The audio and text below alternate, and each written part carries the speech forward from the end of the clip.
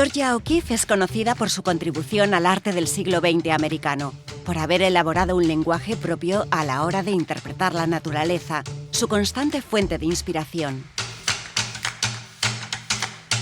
Se abordó esta investigación para profundizar en la técnica de la artista, a través del estudio de las 5 pinturas que albergan las colecciones Thyssen-Bornemisza.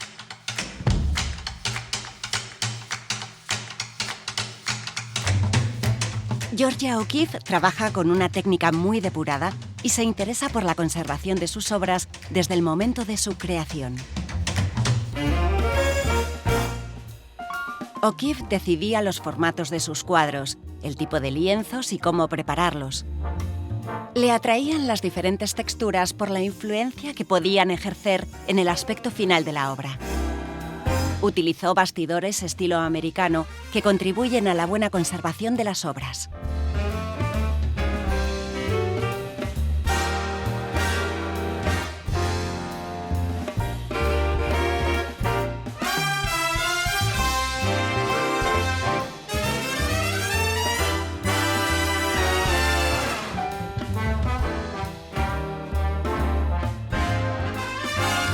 Imprima sus lienzos con preparaciones comerciales de tipo aparejo con carga o simplemente pintura, porque su capacidad de absorción, elasticidad y color eran fundamentales para controlar el resultado final.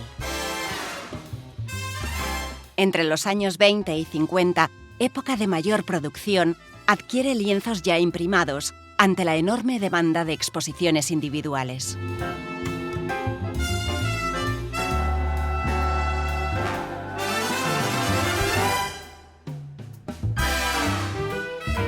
En los años 60 volverá a elegir sus formatos, imprimir sus lienzos y trabajar a un ritmo que le permitía controlar cada fase del proceso.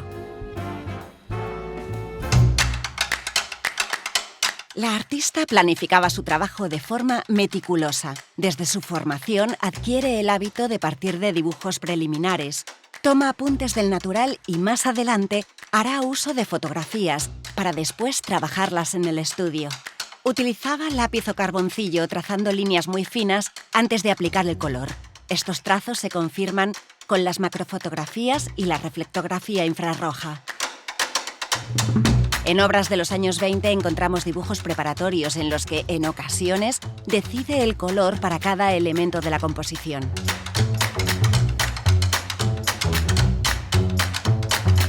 Su pasión por el color le llevó a emplearlo como elemento expresivo y lo trabajó en todos sus matices.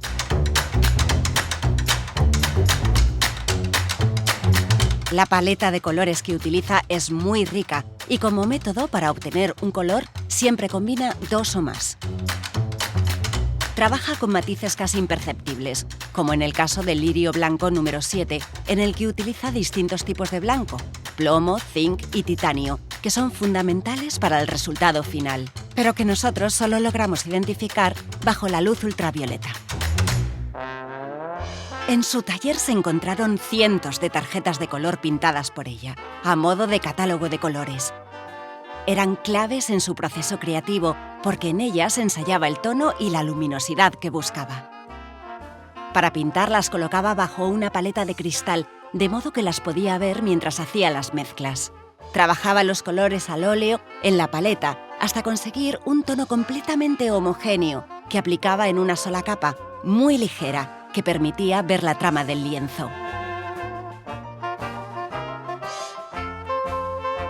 Cuando pintaba dejaba siempre que se secara la capa anterior para que los tonos no se mezclaran. Una técnica conocida como wet into dry, húmedo sobre seco con estratos definidos.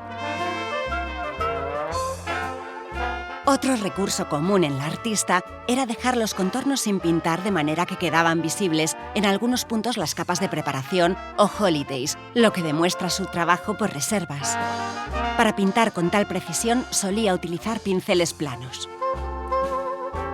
Las fotografías con luz rasante y las macrofotografías evidencian las líneas donde se yuxtaponen los colores, en las que se forma un empaste, justo donde convergen las distintas áreas de color.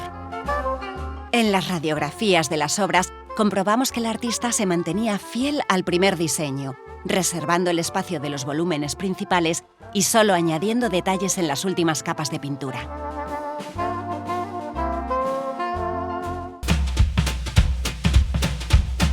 Después de participar en numerosas exposiciones, la artista conocía los riesgos que corrían las obras durante la manipulación.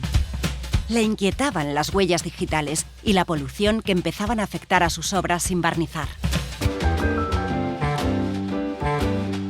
Fue durante el montaje de su exposición en el MoMA de 1946 cuando conoció a la restauradora Caroline Keck.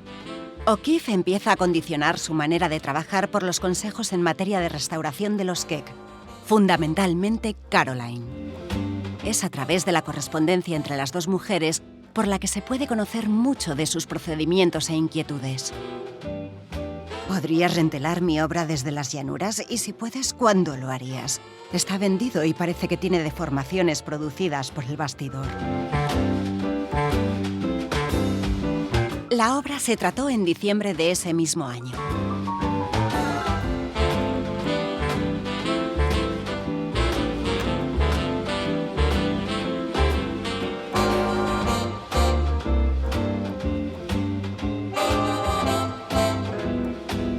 Introduce el barniz como parte de su proceso a partir de 1946, con el objetivo de protegerlas de la suciedad ambiental y manipulaciones, a sugerencia de Caroline Keck. Los análisis de laboratorio detectan barniz acrílico en la superficie de las 5 obras, coincidiendo con las indicaciones de algunas de las etiquetas.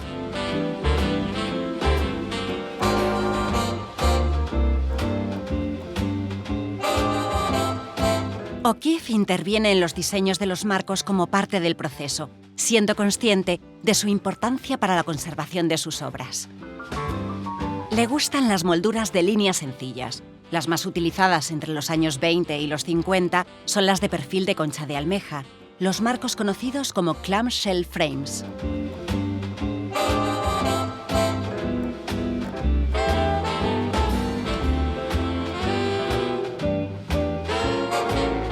A partir de los 50 optó por los marcos de perfil de metal plegado en L.